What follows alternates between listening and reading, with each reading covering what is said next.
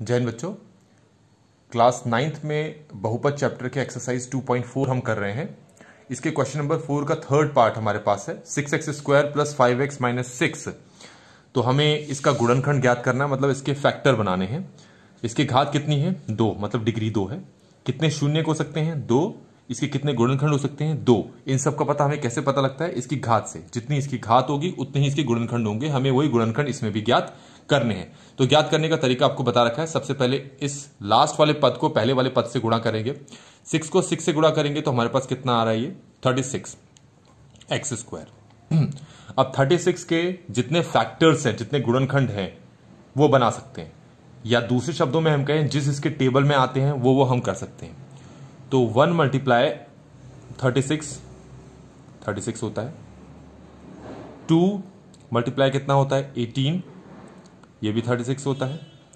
और 3 × 12 36 होता है। ऐसे बहुत सारे बनेंगे वैसे। और 4 9 36 होता है। क्या इसके अलावा भी कोई और समझ में आता है आपको? मेरे हिसाब से इसके अलावा और नहीं है।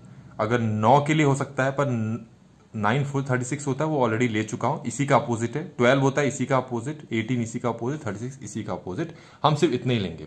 फिर इसमें x लगाओगे, इसमें x, तो ये x² हो जाएगा।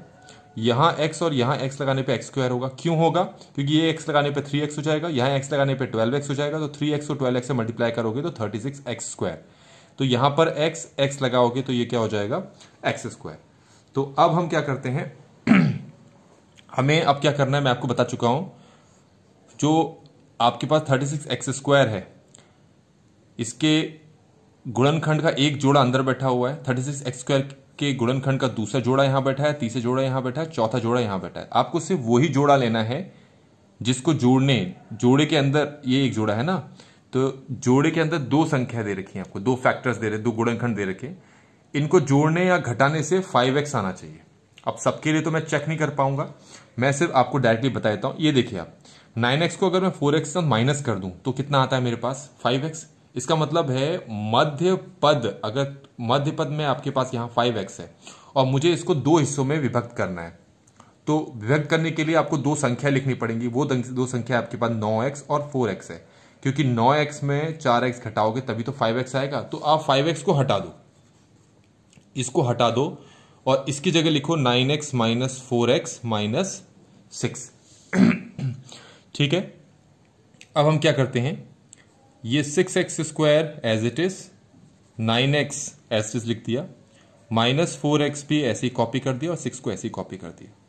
अब क्या करते हैं, 6 को हम लिखेंगे 2 3 6, साथ में x × x। ये जैसे 8th क्लास में सीखते थे, मैंने अभी वैसे ही बता रहा हूं, क्योंकि धीमे धीमे तुम्हें प्रैक्टिस हो जाएगी। ये सभी तरह के बच्चों के लिए है। ये हमारे पास 3 × 3 × x, इसको मैं लिख देता हूं 2 × 2 × x, और इसको लिखता हूं -3 × 2। ठीक हो गया। अच्छा, अब देखिए जरा क्या क्या चीज है। यहाँ 2 है, यहाँ 2 तो है नहीं, तो इसका मतलब ये गलत लिखा दिया मैंने। ये 3 है, यहां पर 3 है, x है, x है। तो इसका मतलब दोनों में क्या चीज कॉमन है? 3x है ना, तो 3x बाहर आ गया। यहां से क्या बच गया? 2x बचा।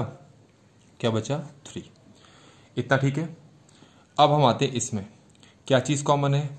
2 कॉमन है, और तो कुछ कॉमन है नहीं, तो 2 बाहर आ जाता है। अब ब्रैकेट में क्या बचा? जैसे तुम ब्रैकेट लगा लेते हो और बाहर अगर माइनस है, इसका मतलब आपने माइनस इन दोनों में से भी ले लिया है। यहां माइनस लिखने का मतलब यह है कि आपने इन दोनों के माइनस को चुरा लिया है, ले लिया है। तो अगर इन दोनों के माइनस को चुरा लिया है तो इनके आगे माइनस बचेगा ही नहीं। तो फिर क्या बचेगा? प्लस। इसका मतलब इसके आगे भी प्लस होगा और इसके आगे भी प्लस।